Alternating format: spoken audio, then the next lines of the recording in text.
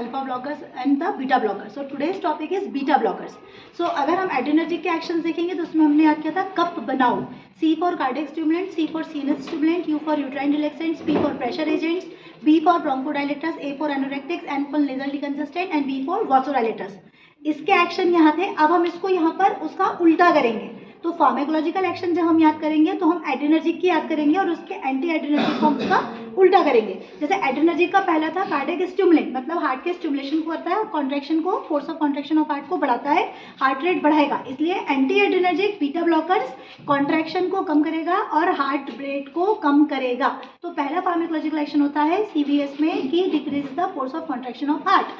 Second वहाँ पर you for uterine relaxant था, यूट्रस को रिलैक्स कर रहा था. यहाँ पर ये यूट्रस को कॉन्ट्रैक्ट करेगा. दैट लेकिन हमारे पास बेटर ड्रग्स अवेलेबल है, दैट इज ऑक्सीटोसिन, इसलिए हम इस ड्रग को यहाँ यूज नहीं करेंगे. वहाँ पी से प्रेशर एजेंट. तो एड्रेनर्जिक सिस्टम क्या कर रहा था कि ब्लड वेसल्स को कंस्ट्रिक्ट करा के ब्लड प्रेशर को बढ़ा रहा था. ये वाली ड्रग्स जो होती हैं ब्लड वेसल्स को डायलेट करेंगे और आपके ब्लड प्रेशर को कम करेंगे. इसलिए बीटा ब्लॉकर्स को हम एंटी हाइपरटेंसिव की तरह यूज करते हैं, ब्लड प्रेशर के पेशेंट्स में देते हैं. B for bronchodilator, adrenergic system bronchus को डायलेट कर रही थी इसलिए अस्थमा के पेशेंट्स में दे रहे थे. एंटी एड्रेनर्जिक जो थी ये वाली ड्रग्स ब्रोंकोस को कॉन्स्ट्रिक्ट करेंगी इसलिए अस्थमा के पेशेंट्स में नहीं देना है, because they can aggravate the attack of asthma. Then इस तरह से अगर हम एक्शंस को अगर कोरिलेट करेंगे तो एड्रेनर्जिक का हम उल्टा करेंगे तो आ जाएगा anti adrenergic. Then come to the points.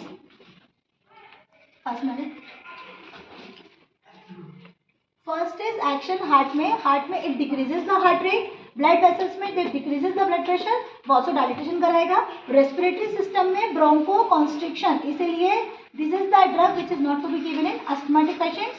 Uterus में कॉन्ट्रैक्शन कराएगा, but because we have more and more available drugs जो कि अच्छा इफेक्ट दिखाती है इसलिए एज अ यूट्राइन कॉन्ट्रैक्शन हम इसको यहाँ यूज नहीं करेंगे.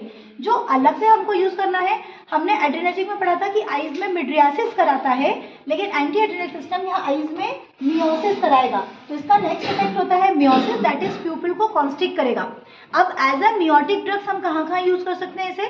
फर्स्ट ग्लूकोमा के पेशेंट्स में, कि जो ग्लूकोमा जिसमें इंट्राऑकुलर प्रेशर बढ़ जाता है, so increase in the intraocular pressure of more than 20 mmHg is known as glaucoma. दो तरह के होते हैं, ओपन एंगल ग्लूकोमा और क्लोज एंगल ग्लूकोमा. अगर कैनाल ऑफ श्लैम्स ब्लॉक हो जाते हैं तो उसको बोलते हैं क्लोज एंगल ग्लूकोमा, जिसका ट्रीटमेंट होता है सर्जरी.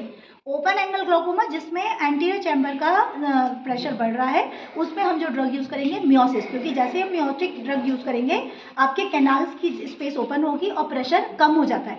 सो मियोटिक ड्रग्स आपके इंट्राऑकुलर प्रेशर को कम करेंगी और मिडियाटिक ड्रग्स इंट्राऑकुलर प्रेशर को बढ़ाती हैं. तो यहाँ हम ड्रग करते हैं एज ए मियोटिक यूज, जो कि हम ग्लूकोमा के पेशेंट में सकते हैं, plus to counteract the effect of mydriatic. अगर हमको रिफ्लेक्शन टेस्टिंग करना है, रेटिना चेक करना है, तो डॉक्टर्स मिडियाटिक ड्रॉप डालता है जिससे कि प्यूपिल्स डायलेट हो जाती हैं.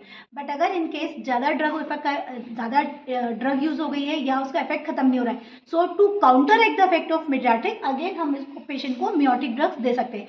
एंड थर्ड, कभी भी हम आई की सर्जरीज करते हैं तो सर्जरी के बाद फाइब्रोसिस एडेशंस होना बहुत कॉमन होता है. इसलिए आफ्टर यानी eye surgery we are giving the miotic as well as mydriatic drug, दोनों अल्टरनेट देते हैं, सो दैट मियोटिक और मिडियाटिक ड्रग्स जब देते हैं तो प्यूपिल्स डायलेट और कॉन्स्ट्रिक्ट होते रहते हैं, सो दैट कि एडेशंस बन नहीं पाते हैं या बन गए तो वो ब्रेक हो जाते हैं.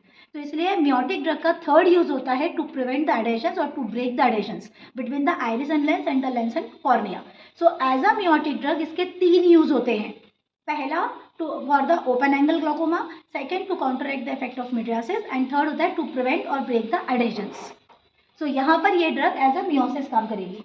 अब जो हमको इस ग्रुप में मेन याद करना है वो करना है कि this drug is acting as a local anaesthesia, but because they have irritate property, इसलिए एज अ लोकल एनेस्थेटिक भी इस ग्रुप को यूज नहीं करते हैं. And as a local anaesthetic हम जो ड्रग यूज करते हैं that is known as lignocaine. And the skeletal muscles में दीज आर द ड्रग जो कि ट्रीमर्स को कम करते हैं. और ट्रीमर्स मतलब कपकपाना. तो ट्रीमर्स मेनली किन पेशेंट्स में आते हैं? पार्किंसोनिज्म के पेशेंट्स में आते हैं. पार्किंसोनिज्म क्या होता है? It is an age related disorder जहाँ पर ब्रेन में neurotransmitter which is known as dopamine, उसकी एज रिलेटेड कमी होने लगती है. उसके कारण पेशेंट्स में कंडक्शन प्रॉब्लम आने लगती है. सो रिजिडिटी, ट्रीमर्स एंड हाइपोकाइनेशिया 3 चीज़ें होती है पार्किंसोनिज्म के पेशेंट्स में. और अगर ये डिजीज़ आगे बढ़ती गई तो मास्क लाइक फेस, पूरी मसल्स में कॉन्ट्रैक्शन आ जाएगा, तो मास्क जैसा फेस होगा विथ नो फेशियल एक्सप्रेशन, साइलोरिया, मुंह से थूक आता रहेगा, तो मास्क लाइक फेस, साइलोरिया, इस तरह के चेंजेस आएंगे। रेस्पिरेटरी मसल्स पूरे स्पाज्म में जाती हैं क्योंकि इनमें भी रिजिडिटी होती है, सो रिकरेंट रेस्पिरेटरी इन्फेक्शन जिसके कारण पेशेंट की डेथ होती है। So this is about the parkinsonism. और उन पेशेंट्स में एक चेंजेस आते हैं, दैट इज ट्रिमर्स। तो जैसे ही वो कोई फाइन काम करने जाएगा पेशेंट, लाइक चाय पीने जा रहा है या अपने शर्ट से बटन ऑन कर लगा रहा है, तो उस समय पर वो उतने फाइन काम नहीं कर पाएगा because of the tremors. So उन ट्रिमर्स को सबसाइड करने के लिए we are using the drug that is beta blockers. So these are the actions of beta blockers.